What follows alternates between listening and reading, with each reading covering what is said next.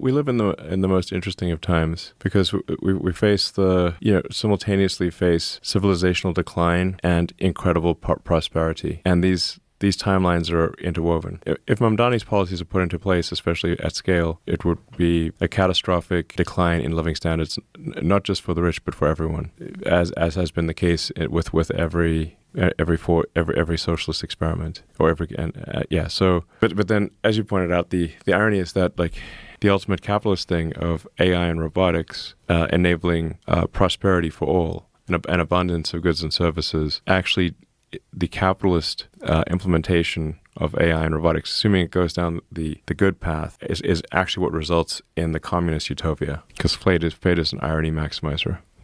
Right, and an actual socialism of maximum abundance, of high income people. Universal high income. Yeah.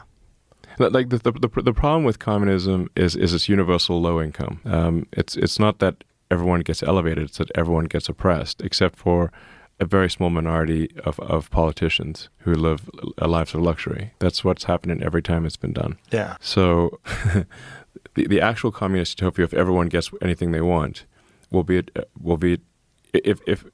achieved.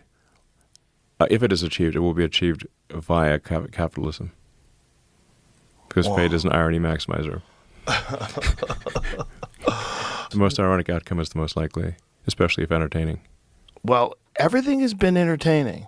As long as the bad things aren't happening to you, it's quite fascinating. And it's never a boring moment. Yes. So I do have a theory of why, if simulation theory is true, then it is actually very likely that the most interesting outcome is the most likely, because only the simulations that are interesting will continue. The simulators will stop any simulations that are boring because they're not interesting. But here's the question about the simulation theory: is the simulation run by anyone, or it would be run by someone? It would be run by some force. The program, like in this reality that we live in, we run simulations all the time. Like, so when we try to figure out if the rocket's gonna make it, we run thousands, sometimes millions of simulations just to figure out which path is the good path for the rocket, and where can it go wrong, where can it fail. But when we do these, I'd say at this point, millions of simulations of what can happen with the rocket, we ignore the ones that are where everything goes right, because we just care about we have to address the situations where it goes wrong. So basically, and for AI simulations as well, like all these things, we keep the simulations going that are the most interesting to us. So if simulation theory is accurate, if it is true, who knows? The simulators will continue to run the simulations that are most interesting. Therefore, from a Darwinian perspective, the only surviving simulations will be the most interesting ones. And in order to avoid getting turned off, the only rule is you must keep it interesting, because the boring simulations will be terminated. Are you still completely convinced that this is a simulation? I didn't say I was completely convinced. Well, you said it's like the odds of it not being are in the billions. Well, I guess that's not completely, because you're saying there's a chance. What are the odds that we're in base reality? Well, given that we're able to create increasingly sophisticated simulations, so if you think of, say, video games and how video games have gone from very simple video games like Pong with two rectangles and a square, to video games today being photorealistic with millions of people playing simultaneously. And all of that has occurred in our lifetime. So if that trend continues, video games will be indistinguishable from reality. The fidelity of the game will be such that you don't know if what you're seeing is a real video or a fake video.